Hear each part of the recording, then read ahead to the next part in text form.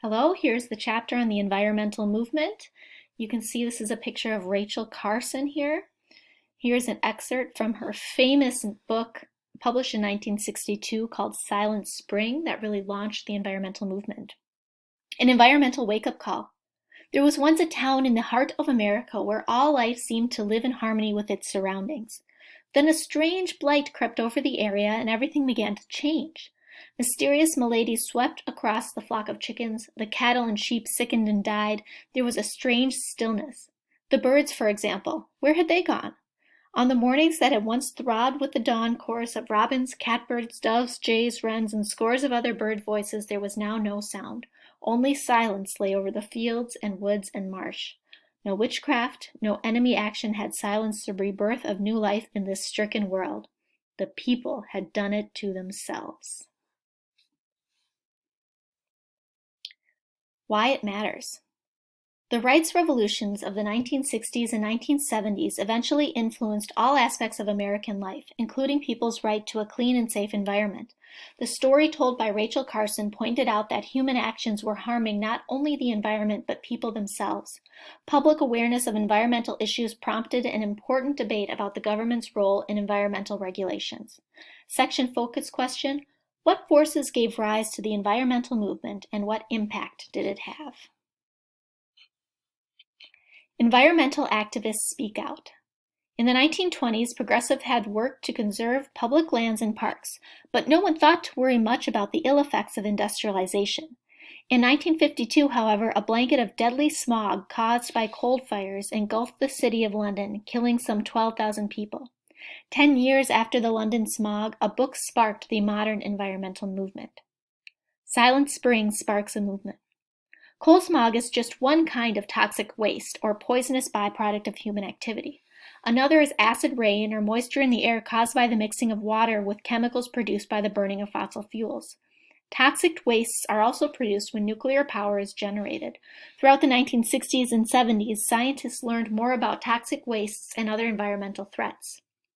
In 1962, biologist Rachel Carson's book, Silent Spring, described the deadly impact that pesticides were having on birds and other animals. Her book caused a sensation. Though the chemical industry fought back, the public was convinced by her argument. Carson did more than point to the dangers of chemicals and toxic waste. She also insisted that human activity drastically altered the environment and that humans had a responsibility to protect it. Her work eventually compelled Congress to restrict the use of the pesticide DDT. It also spurred widespread environmental activism among Americans. When a fire erupted on the Cuyahoga River in Cleveland, Ohio in 1969, activists instantly spoke out. The fire occurred when a spark ignited floating oil and debris, byproducts of industrialization, on the river's surface. Time magazine reported that the river oozes rather than flows.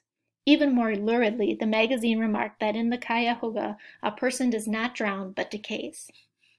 Inaugurating Earth Day.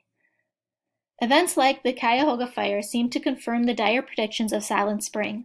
One response to growing environmental concerns was a nationwide protest called Earth Day. Wisconsin Senator Gaylord Nelson, who played the leading role in organizing the protest, wanted to shake up the political establishment and force this issue, the environment, onto the national agenda. On April 22, 1970, close to 20 million Americans took part in Earth Day events across the nation. The yearly event attracted the support of many of the same people who had advocated civil and women's rights. It was also backed by a number of grassroots groups, including the Sierra Club, founded by John Muir in 1892, and the Wilderness Society, established in 1935. Historically, these groups had focused on conservation. With the rise of the environmental movement, however, they called for broader environmental protections.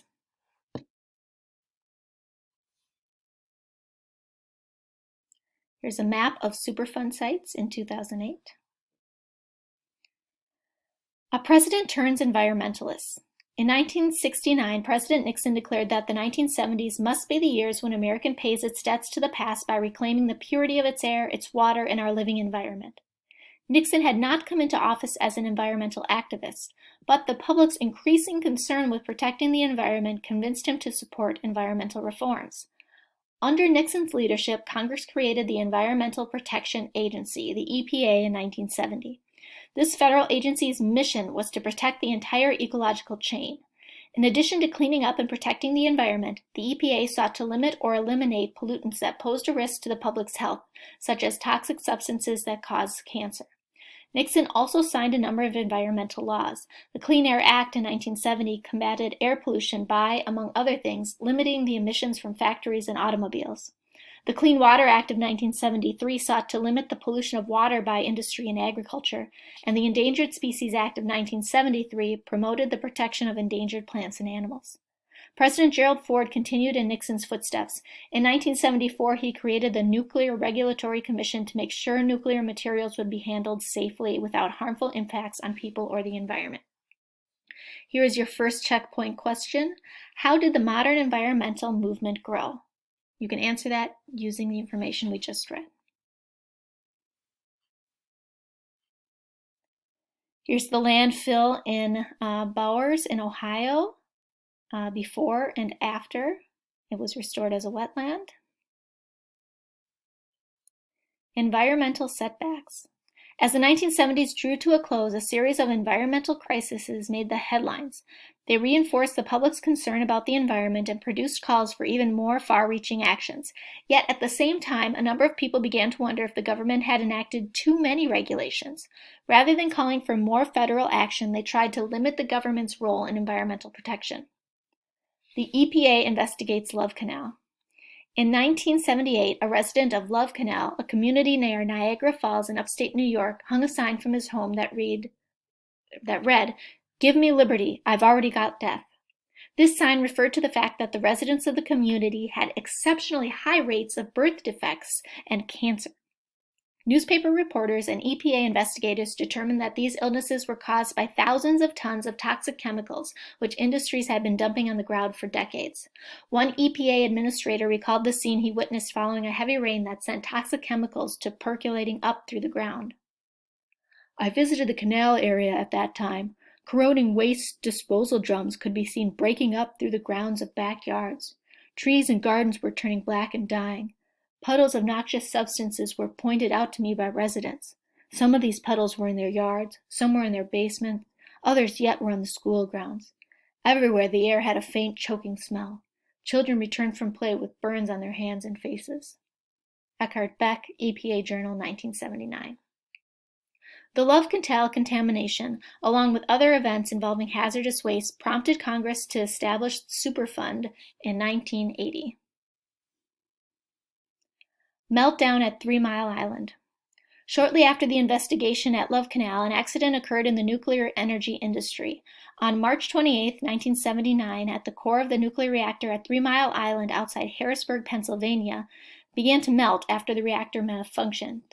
When the plant threatened to release radioactive gas, the governor declared a state of emergency and shut it down. To reassure the public that plant managers had contained the accident, President Jimmy Carter and his wife traveled to 3 Mile Island and toured the reactor. Even though the incident was contained and there proved to be no health risks, it had a profound effect on America's energy policy. In the wake of the accident, Americans opposed nuclear energy, fearful of possible disasters. The government temporarily stopped building new nuclear power plants. Even though it later lifted the ban, no new American nuclear plants were ordered for more than a quarter of a century. In the 2000s, with energy shortages, many Americans began to call for building new nuclear plants. Questioning environmental regulation. As more environmental regulations were passed, opposition to them grew. Conservatives complained that they stripped individuals of their property rights by restricting what they could or could not do with their land. Some argued that private property owners would do a better job of protecting the environment than the government because the owners had an interest in preserving the profitability of their land. Many people, especially industry leaders, also worried that too much environmental regulation would hamper business and jobs by diverting funds to cleaning up the air and water. Therefore, as the 1970s came to a close, Americans remained divided about what role the government should play in regulating industry and protecting the environment. Here's the last checkpoint question. Why did some people oppose the environmental movement? And that's it.